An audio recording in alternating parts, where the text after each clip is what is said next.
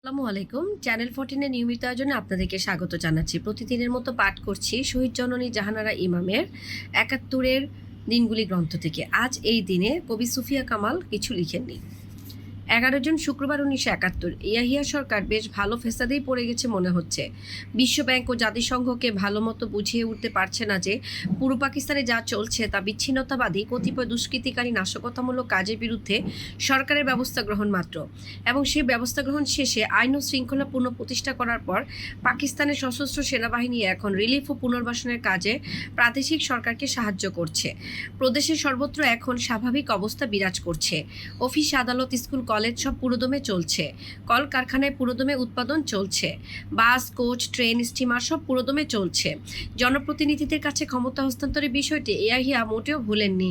পূর্ব পাকিস্তানের ওই বিচ্ছিন্নতাবাদী দুষ্কৃতকারীদের নাশকতামূলক আন্দোলনের জন্যই তার ক্ষমতা হস্তান্তরের পরিকল্পনাটি একটুখানি পিছিয়ে গেছে মাত্র, কিন্তু তার লক্ষ্য অভ্রান্ত রয়েছে। তিনি নির্বাচন বিফলেও যেতে দেবেন না। জনপ্রতিনিধিদের কাছে ক্ষমতা হস্তান্তরের পরিকল্পনা তিনি অতি শীঘ্রই ঘোষণা করবেন। তবে হ্যাঁ, জনগণের প্রতিনিধিদের হাতে ক্ষমতা হস্তান্তর করতে গিয়ে তিনি দেশে বিশৃঙ্খলা সৃষ্টি হতে দিতে পারেন না। সেজন্য একটুখানি দেরি হচ্ছে।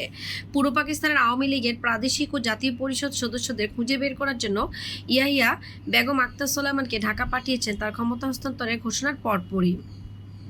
বেগম আক্তার ঢাকায় এসে ইতিমধ্যে অনেক আওয়ামী লীগ এমএলএ ও এমপির সঙ্গে যোগাযোগ করে ফেলেছেন। খবরের কাগজে প্রকাশ, তিনি ১০৯ জনের সাক্ষ্য জোগাড় করে ফেলেছেন। বারবার এসব কথা বলে রেডিও, টিভি, খবরের কাগজের মাধ্যমে এত সব সাফাই গিয়েও পাকিস্তান সরকার বিশ্বব্যাংক কর্তৃপক্ষকে ভুলাতে পারছে না। চলতি বছর বৈদেশিক ঋণের মে-জুন মাসের কিস্তি $৩ কোটি শোধ দেওয়া পাকিস্তানের পক্ষে এখনই সম্ভব নয় বলে এড কনসোর্টিয়ামের কাছে পাকিস্তান ৬ মাসের সময় চেয়েছিল গত মাসে ১ তারিখে। সেই সময় দেওয়া হবে কিনা এখনও পর্যন্ত তার কোনো সুরা হয়নি। গত মাসের শুরুতে এসব বিষয়ে সরজমিনের তদন্ত পাকিস্তানি প্রচার মাধ্যমের ভাষায় আলোচনা করার জন্য ওয়ার্ল্ড ব্যাংকের এইড টু পাকিস্তান কনসোর্টিয়ামের চেয়ারম্যান মিস্টার পিটার কারগিল একদল সহকর্মী নিয়ে ইসলামাবাদে হাজির। কয়েকদিন সেখানে খোদ প্রেসিডেন্ট থেকে শুরু করে তার অর্থনৈতিক উপদেষ্টা এম এ মাহমুদ পর্যন্ত অনেক বড় বড় কর্মকর্তার সঙ্গে আলাপ আলোচনা করে কি হলো আল্লাহ জানেন। কদিন পর এম এ মাহমুদ দৌড়ালেন ওয়াশিংটনে ওয়ার্ল্ড ব্যাংকের প্রেসিডেন্ট ম্যাকনারামার কাছে দরবার করতে।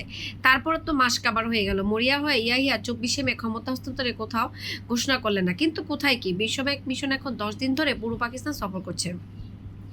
ওদিকে উত্থান পূর্ব পাকিস্তানকে সাহায্য দিতে সম্মত হয়েছেন, তবে সেই সাহায্য জাতিসংঘের বিশেষ সংস্থাগুলোর মাধ্যমে বিতরণ করা হবে। পাকিস্তান তাতে রাজি নয়। পাকিস্তান সরকার জোর গলাতে মাথা নেড়ে বলছে পাকিস্তানের নিজস্ব রিলিফ সংস্থা এসব সাহায্য সামগ্রী বিতরণের কাজে যথেষ্ট পটু, কিন্তু উত্থান ভবি তাতে ভুলছে না। জাতিসংঘের high commissioner for refugees prince Sadruddin Aga খানও এখন ঢাকায়। তাকে বোধহয় মুশকিল আসান হিসেবে ইয়াহিয়া জাতিসংঘ থেকে ডেকে এনেছেন। পূর্ব পাকিস্তানের সাম্প্রতিক গোলযোগের সময় যেসব প্রকৃত পাকিস্তানি বিদ্রোহী দুষ্কৃতকারীদের ভীতি ও হুমকি প্রদর্শনের মুখে পাকিস্তান থেকে বাধ্য হয়ে সীমান্তের অপর পারে গমন করেছেন, তাদের সকলকে সাদরে ফিরিয়ে নিয়ে পুনর্বাসিত করবেন। এই মর্মে প্রেসিডেন্ট ইয়াহিয়া এক বিবৃতিতে আশ্বাস প্রদান করেছেন, এবং এর প্রেক্ষিতে গত সপ্তাহে ভারত থেকে পূর্ব পাকিস্তানের প্রবেশের বিভিন্ন গুরুত্বপূর্ণ পথের উপরে অভ্যর্থনা শিবির খোলা হয়েছে। ঢাকায় আসার আগে প্রিন্স সদরুদ্দিন ইসলামাবাদে কয়েকদিন ছিলেন। বলার অপেক্ষা রাখেন না প্রেসিডেন্টের কাছ থেকে যথাযোগ্য ব্রিফিং নেবার জন্যই। গতকাল ঢাকায় পৌঁছে প্রিন্স ব্যস্ত হয়ে পড়েছেন খাঁটি পাকিস্তানিদের পূর্ব পাকিস্তানের পুনর্বাসন সম্পর্কে গভর্নর থেকে শুরু করে বিভিন্ন সরকারি কর্মকর্তাদের সঙ্গে আলোচনা করতে। তিনি আজই চুয়াডাঙ্গার বেনাপোলের কাছে 2টি অভ্যর্থনা কেন্দ্র পরিদর্শন করে এসেছেন। কি নিষ্ঠা, কি উদয়স্ত পরিশ্রম!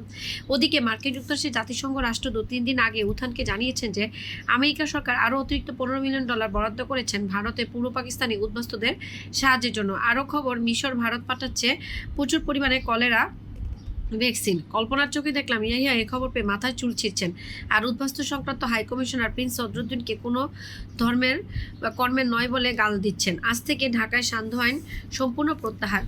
আজ এ পর্যন্তই, কাল একই সময় দেখা হবে ইনশাল্লাহ। সে পর্যন্ত ভালো থাকুন।